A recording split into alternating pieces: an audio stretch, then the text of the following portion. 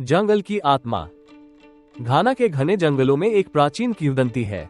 कहा जाता है कि वहाँ एक रहस्यमयी आत्मा रहती है जिसे एंजा कहा जाता है। वो उन लोगों को पकड़ लेती है जो जंगल में लालच के साथ प्रवेश करते हैं। एक बार एक व्यापारी वहाँ सोने की तलाश में गया और उसने जंगल की आत्मा की चेतावनी को नजरअंदाज कर दिया। अगले दिन लोग उसे खोजने गए तो सिर्फ उसके पैरों के निशान मिले, लेकिन वो खुद कभी नहीं मिला।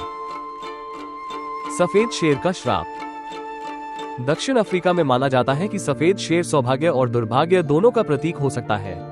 एक योद्धा ने एक सफेद शेर को मार दिया, लेकिन वो गांव लौटने के बाद गंभीर बीमारियों से ग्रसित हो गया। गांव के बुजुर्गों ने कहा कि शेर जंगल का रक्षक था और उसकी हत्या से श्राप आ गया। जब योद्धा के परिवार ने शेर की आत्मा से क्षमा मांगी, तब जाकर श्राप टूटा। रात के शिकारी। नाइजीरिया के एक छोटे गांव में एक अजीब कहानी सुनाई जाती है। वहां रात में नाइट हंटर्स नामक छाया जैसे प्राणी देखे जाते हैं। गांव वाले कहते हैं कि ये शिकारी आत्माएं उन लोगों को खोजती हैं जो झूठ बोलते हैं या धोखा देते हैं। एक बार एक आदमी ने अपने दोस्त को धोखा दिया और उसी रात उसे काली छायाओं ने घेर लिया। अगली सुबह वो बुरी हालत में मिला और उसके बाद उसने कभी झूठ नहीं बोला। नदी की दुष्ट देवी। मलावी में न्यामी न्यामी नाम की एक जल देवी की कथा प्रसिद्ध है।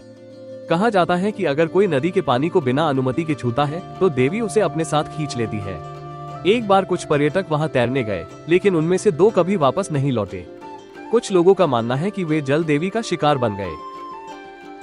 अफ्रीकी लोक कथाएं रहस्य और अज्ञात शक्तियों से भरी हुई हैं, जो हमें प्रकृति और आत्माओं के प्रति सम्मान का संदेश देती है।